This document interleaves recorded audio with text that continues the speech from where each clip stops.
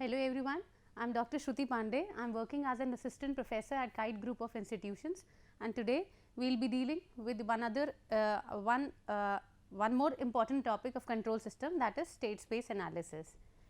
So previously what all we have read in state space analysis is कि why we are choosing state space analysis over transfer function method. Transfer function was already there, which gives the complete analysis of any system, but then too we are choosing state space analysis, and the advantages of state space analysis over transfer function method is कि state space analysis can give better, we can get something better in state space analysis, especially for those systems which are time varying systems, whereas transfer function में we can get everything for time invariant system. The other thing is कि multiple input multiple output system MIMO systems के लिए transfer function निकालना is quite difficult, quite cumbersome rather state space analysis के, ठीक है.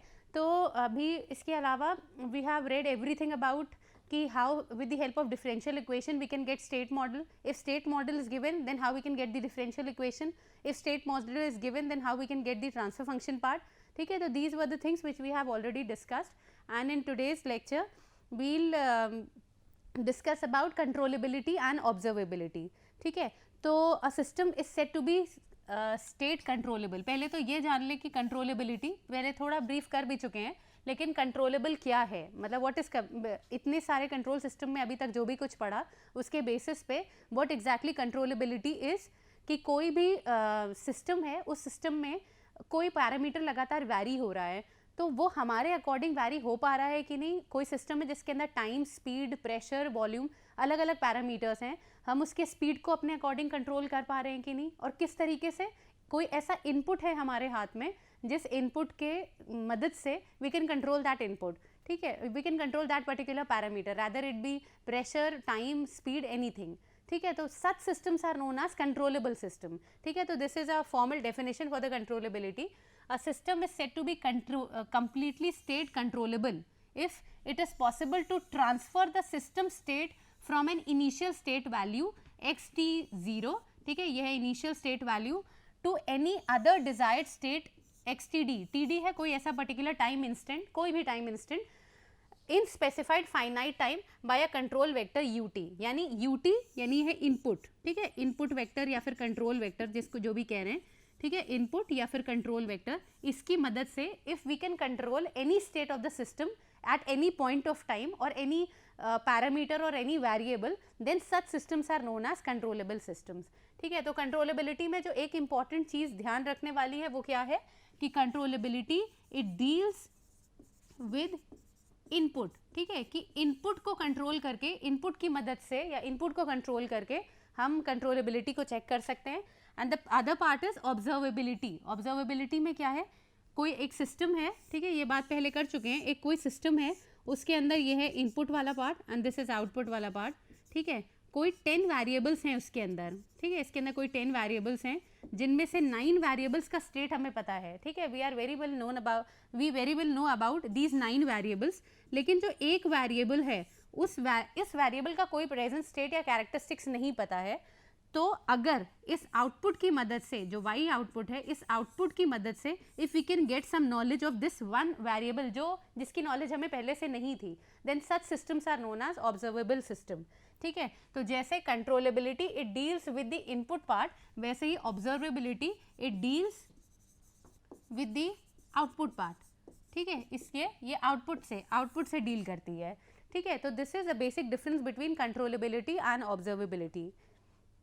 ठीक है, then other a formal definition, controllability deals with the possibility of forcing the system. Forcing the system मतलब हम किसी तरीके का कंट्रोल कर रहे हैं उस पर to a particular state by application of a control input. ठीक है, मैंने बताया कि कंट्रोलेबिलिटी इनपुट से रिलेटेड है.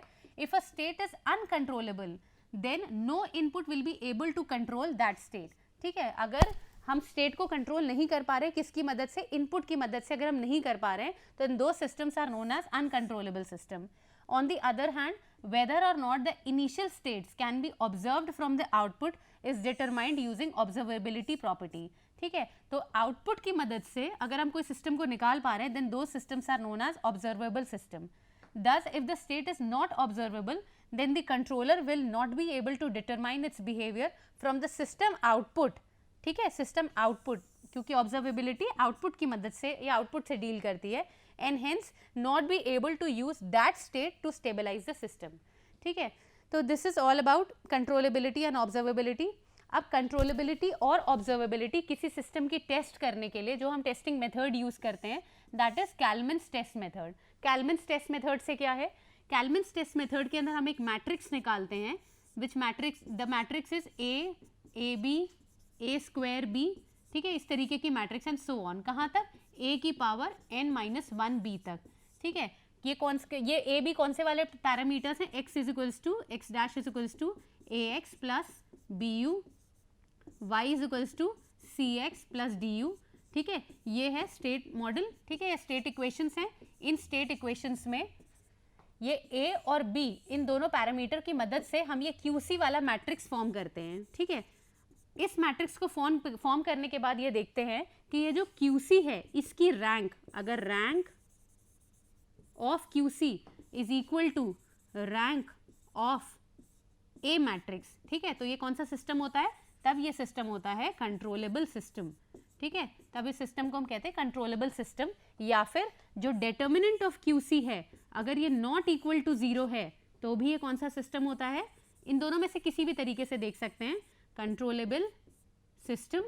अगर डिटर्मिनेंट की वैल्यू इक्वल टू 0 आएगी तो कैसा सिस्टम हो जाएगा, वो अनकंट्रोलेबल सिस्टम. ठीक है, तब वो सिस्टम्स कहलाएंगे अनकंट्रोलेबल सिस्टम्स. ठीक है, तो इसलिए क्या चीज़ याद रखनी है, ये पार्ट याद रखना है, ये जो मैट्रिक्स बन रही है ये वाला पार्ट रखना है. और ये कितने टाइम तक होती जाएगी, जितना order of system, order of equation है. यानी अगर ऑर्डर 3 है तो कितना, बी ए बी और ए स्क्वायर बी. ठीक है, अगर 3 है तो सिर्फ यहाँ तक आएगा, अगर 2 है तो सिर्फ बी और ए बी. और ऑर्डर ऑफ सिस्टम के अकॉर्डिंग ये वाली मैट्रिक्स भी वैरी करती है. ये तो हो गई कंट्रोलेबिलिटी. अब नेक्स्ट हम बात करते हैं ऑब्जर्वेबिलिटी की. ठीक है, तो ऑब्जर्वेबिलिटी में क्या है कि जैसे हम यहाँ पे हम भी मैट्रिक्स निकालते हैं, इसको क्यू ओ ले लेते हैं. ठीक है, तो ये मैट्रिक्स क्या होती है, C T A T C T. ठीक है, ए टी का स्क्वायर सी टी. ठीक है, and so on A T की पावर n-1 सी टी. ठीक है, ये मैट्रिक्स जो है, इस मैट्रिक्स को हम कहते हैं, ये हम मैट्रिक्स यूज करते हैं ऑब्जर्वेबिलिटी निकालने के लिए. और बिल्कुल सेम इसमें भी यही होता है कि अगर rank of Q O is equal to rank of A matrix, तब ये सिस्टम कैसा हो गया, ऑब्जर्वेबल सिस्टम. तब भी ये सिस्टम हो गया ऑब्जर्वेबल सिस्टम. और इसी तरीके से अगर मॉड ऑफ ये, यानी अगर ये नॉट इक्वल टू 0 है, क्या, डिटर्मिनेंट ऑफ Q0 अगर नॉट इक्वल टू 0 है तो ये सिस्टम हो गया ऑब्जर्वेबल सिस्टम. और अगर डिटर्मिनेंट इज इक्वल टू 0 है तो ये हो गया नॉन ऑब्जर्वेबल सिस्टम. ठीक है, नॉन ऑब्जर्वेबल सिस्टम्स. ठीक है, तो ये दोनों हो गया कंट्रोलेबिलिटी और ऑब्जर्वेबिलिटी की प्राइम कंडीशंस. तो जो कि याद रखने वाली हैं कि अगर QC is equals to B A B A square B से लेके जितना भी ऑर्डर ऑफ सिस्टम है उत तक की मैट्रिक्स अगर है तो ये कंडीशन है कंट्रोलेबिलिटी के लिए. कंट्रोलेबिलिटी के लिए ये है. और इन दोनों ही, एक कैलमन और गिलबर्ट्स दोनों टेस्ट हैं जिसमें से हम कैलमन टेस्ट ज़्यादा यूज़ करते हैं. ठीक है, तो QC ये हो गया कंट्रोलेबिलिटी के लिए, ये वाली मैट्रिक्स. और इसी तरीके से ये वाली मैट्रिक्स जो निकाल रहे QO, ठीक है, ये हो गया ऑब्जर्वेबिलिटी के लिए. ठीक है, चलिए क्वेश्चन करके देख लेते हैं. यहाँ पे x dash is equals to, controllability और ऑब्जर्वेबिलिटी चेक करेंगे, 0 1 -1 -2 ये दिया हुआ है x. ठीक है, x डैश दिया है, x प्लस b की वैल्यू क्या है 1 और -1 u. ठीक है, इसी तरीके से y की वैल्यू दे रखी है, y इज इक्वल्स टू 1 और 1 x. ठीक है, ये दे रखा है. अब निकालना क्या है, check whether the system is controllable and observable और नॉट. ठीक है, ये मान लेते क्वेश्चन आया है. तो कंट्रोलेबिलिटी के लिए हमें क्या करना होगा, QC की वैल्यू क्या होगी, A. ऑर्डर ऑफ सिस्टम कितना है 2/2 की मैट्रिक्स दिख रही है, 2/2 की मैट्रिक्स दिख रही है, तो यहाँ पे ऑर्डर ऑफ सिस्टम क्या हो जाएगा, order of system will be equal to 2, ठीक है, 2 हो गया ऑर्डर ऑफ सिस्टम, तो क्या आएगा A और AB, ठीक है, तो A मैट्रिक्स लिख लेते हैं, A मैट्रिक्स 0 1 -1 और -2, ठीक है, ये हो गई A मैट्रिक्स। AB मैट्रिक्स क्या होगी, A मैट्रिक्स है 0 1 -1 -2 A मैट्रिक्स, और B मैट्रिक्स क्या है 1 और -1, ठीक है, ये मैट्रिक्स फॉर्म कर लेते हैं 0 1 0 -1, और ये क्या हो गया -1 -1 -1, और ये मिला के हो गया 2, ठीक है, तो इसकी क्या वैल्यू आई 1 और 1, -1 और +1, ठीक है, ये किसकी वैल्यू है AB की, ठीक है। अब यहाँ क्या करना है QC के लिए, QC is equals to A क्या है, A की वैल्यू क्या दे रखी है 0 1 -1 और 2, ठीक है, और B की वैल्यू क्या दे रखी है 1 -1 और 1, ठीक है, तो ये दोनों मैट्रिक्स निकलने के बाद, ये दोनों मैट्रिक्स के बाद हम क्या कर सकते हैं, QC अगर डिटरमाइन करना है तो QC डिटरमाइन करने के लिए डिटर्मिनेंट पार्ट अगर निकालना है दोनों का, डिटर्मिनेंट पार्ट के लिए इतना ही करना है कोपुन, हाँ ठीक है, तो QC की वैल्यू क्या आ जाएगी 1 और इससे निकाल के -1, इसकी वैल्यू क्या आ रही है 0, ठीक है, डिटर्मिनेंट आ रहा है इस मैट्रिक्स का A और AB, इसको हटा दीजिए यहाँ से, A और AB मैट्रिक्स का डिटर्मिनेंट वाला पार्ट क्या आ रहा है 1 -1 इक्वल टू 0, तो हमने ऊपर क्या पढ़ा था कि अगर डिटर्मिनेंट वाला part is not equal to 0, ठीक है, देन इट इज ऑब्जर्वेबल या फिर controllable, sorry not observable, controllable, ठीक है, लेकिन यहाँ पे क्या आ रहा है, यहाँ इट इज इक्वल टू 0, तो एक ऐसा सिस्टम हो गया नॉन कंट्रोलेबल, ठीक है, तो ये सिस्टम हो गया नॉन कंट्रोलेबल सिस्टम, ठीक है। अब इसके बाद फर्दर देख लेते हैं ऑब्जर्वेबिलिटी इसी सिस्टम की, ठीक है, फॉर ऑब्जर्वेबिलिटी, ठीक है, ऑब्जर्वेबिलिटी के लिए क्या करते हैं QO is equals to CT AT CT, ठीक है, क्योंकि 2/2 का मैट्रिक्स है, ऑर्डर है 2, इसलिए 2/2 का मैट्रिक्स है CT के लिए पहले C की वैल्यू देख लेते हैं क्या है, C की वैल्यू पीछे क्या दे रखी है YAX + BU + CX, 1 1 दी हुई है, इसका ट्रांसपोज निकालना है, ट्रांसपोज निकालना है तो क्या हो जाएगा 1 और 1, ये हो गया C ट्रांसपोज। अब देखना है AT CT, इसके लिए A मैट्रिक्स का पहले ट्रांसपोज कर लेते हैं, A मैट्रिक्स के ट्रांसपोज करने के लिए क्या मैट्रिक्स दी हुआ है 0 1 -1 -2, यानी 0 और -1 ऊपर होगा, ठीक है, यानी 0 और -1 ऊपर होगा और -1 और -2 नीचे होगा, सॉरी 1 और -2 नीचे होगा, ठीक है, एक बार चेक कर लें ट्रांसपोज के लिए, ठीक है, 0 और -1 ऊपर होगा, ये और -1 और -2 नीचे होगा, ठीक है, दिस इज AT, और C ट्रांसपोज क्या दे रखा है 1 1, ठीक है, इसको कैलकुलेट कर लेते हैं 0 -1 ऊपर आया -1 1 और -2 1 माइनस ऑफ -2, ठीक है, 1 माइनस ऑफ -2,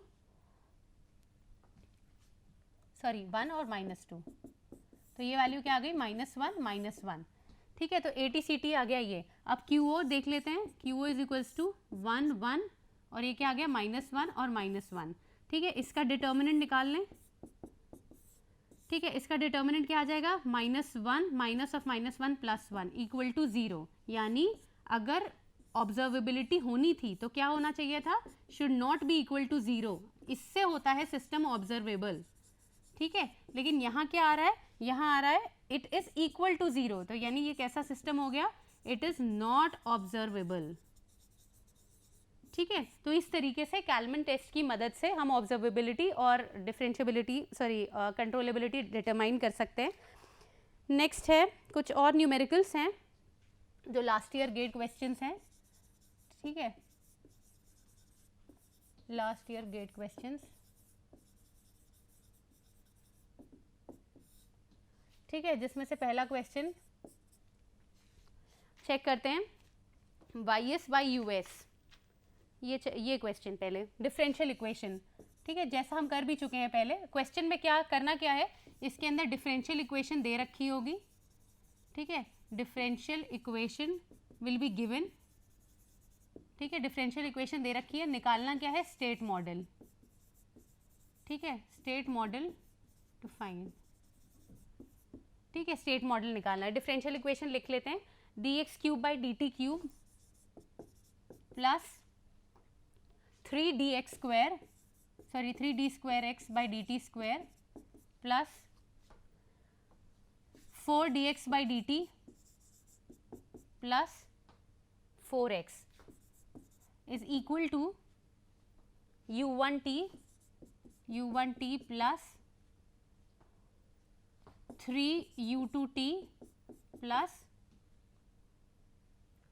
4u3t, ठीक है, ये इक्वेशन दे रखी है, इससे निकालना क्या है, स्टेट मॉडल निकालना है, ठीक है। चलिए यहाँ से 3 टाइम्स है, ऑर्डर क्या है पहले तो लिख लेते हैं, ऑर्डर ऑफ सिस्टम क्या है, ऑर्डर ऑफ सिस्टम है 3, ठीक है, इसके बाद x triple dash t plus 3x double dash t, ठीक है, क्योंकि स्क्वायर है, double dash t plus x dot t plus 4xt is equals to u1t plus 3u2t plus 4u3t, ठीक है, ये दे रखा है।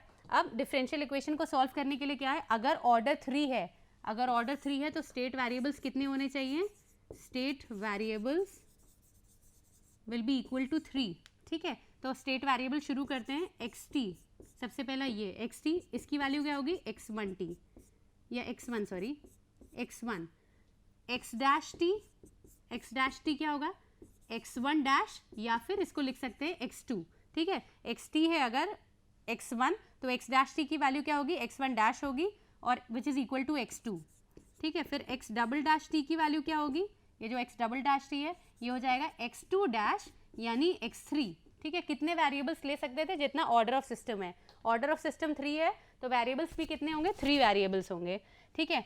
तो x3t xt ट्रिपल डॉट की वैल्यू हम क्या लेंगे, x3 डॉट लेंगे, लेकिन x3 डॉट को एज इट इज रखेंगे, कोई फोर्थ वेरिएबल नहीं लेंगे, क्योंकि कोई फोर्थ वेरिएबल, 4 वेरिएबल्स नहीं हो सकते सिस्टम के अंदर, ठीक है। तो x3 डैश t की वैल्यू क्या आएगी, x3 x डॉट 3 की वैल्यू क्या आ जाएगी, यहाँ से निकाल लेते हैं। अगर इसकी जगह पे इस इक्वेशन में पहले रख के देखते हैं, ये यहाँ पे रख देंगे x3t प्लस ये क्या आया 3 x डबल डैश t की वैल्यू क्या है x3 plus 3x3 plus 4 x dash t की वैल्यू क्या है, x डैश t की वैल्यू है x2 प्लस 4 xt की वैल्यू क्या है, xt की वैल्यू है x1 is equal to u1t plus 3u2t plus 4u3t, ठीक है, ये वैल्यू आ गई, ये है x3t की वैल्यू, x3 सॉरी ये इक्वेशन है, कंप्लीट इक्वेशन, ठीक है। इस इक्वेशन से x3t की पहली वैल्यू निकाल लेते हैं, x dash 3 is equal to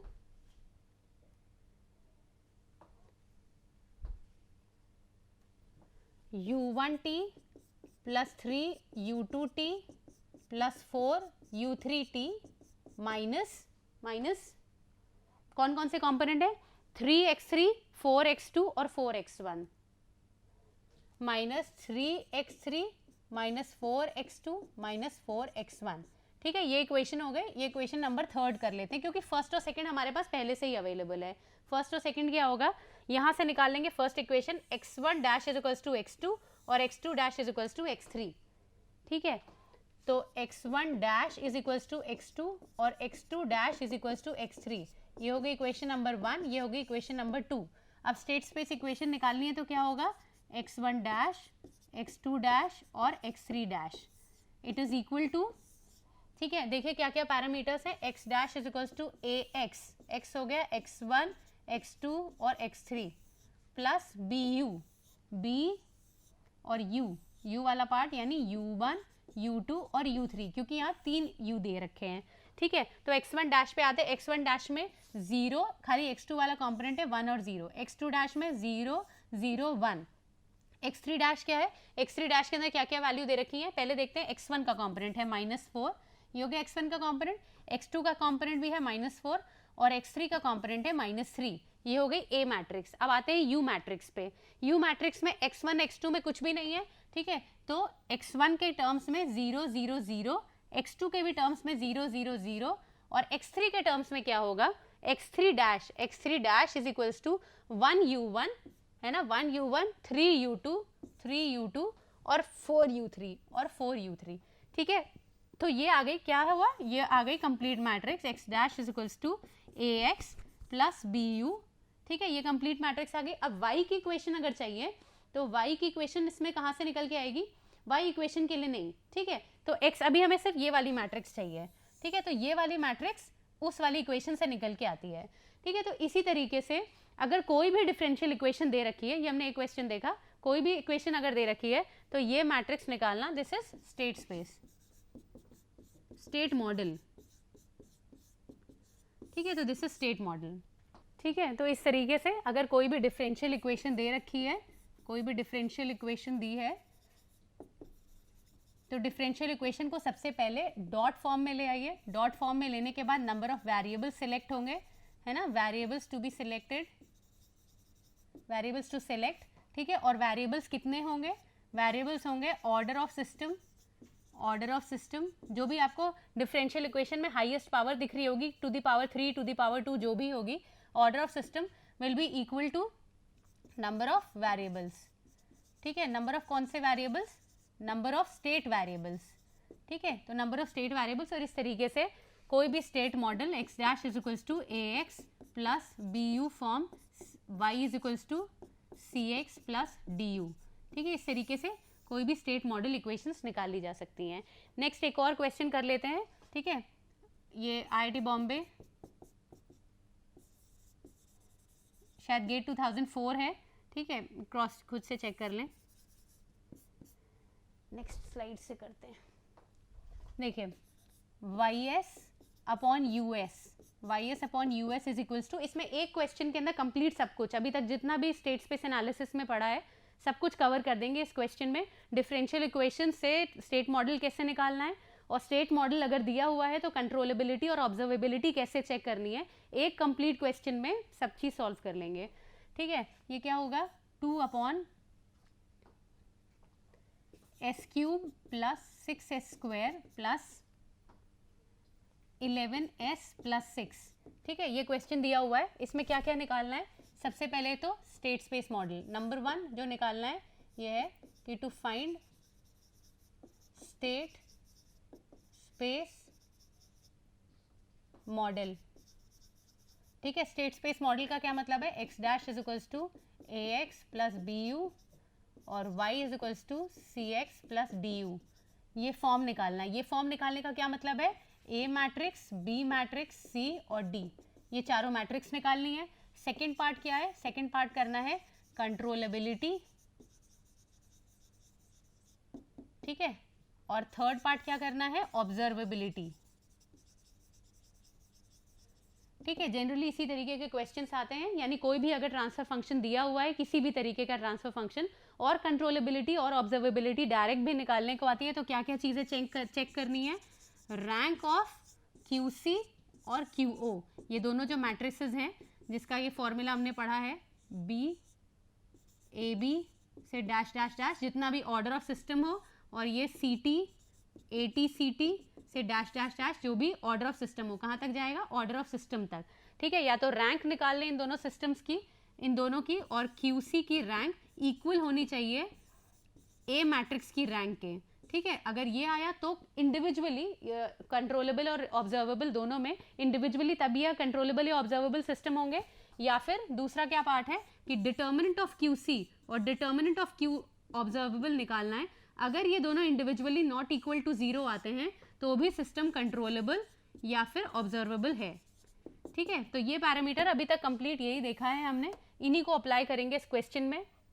देखिए ys अपॉन यूएस, अगर न्यूमरेटर और डिनोमिनेटर फॉर्म में ट्रांसफर फंक्शन दिया है तो ट्रांसफर फंक्शन मॉडल को सॉल्व करने का क्या तरीका है, ys upon x s is equals to multiply x s by u s, यानी न्यूमरेटर और न्यूमरेटर डिनोमिनेटर दोनों में इंडिविजुअली एक्सेस से मल्टीप्लाई करेंगे ताकि दो डिफरेंट फॉर्म बन सकें, ठीक है, 2/s³ plus 6s² plus 11s plus 6, ठीक है। तो अभी तक हमने ये देखा था कि इंडिविजुअली इसको इस तरीके से ब्रेक कर सकते हैं, पर यहाँ वो ब्रेक करने की ज़रूरत नहीं है। वो ब्रेक करने की ज़रूरत क्यों नहीं है? क्योंकि यहाँ न्यूमरेटर में कोई टर्म नहीं दे रखा है, ठीक है, न्यूमरेटर में कोई टर्म दे नहीं रखा है, तो इसलिए इससे हम इजीली काम चला सकते हैं। तो यहाँ यही होगा ys/us is equals to 2/s³ plus 6s² plus 11s plus 6, cross multiply करें, s³ ys plus 6s² ys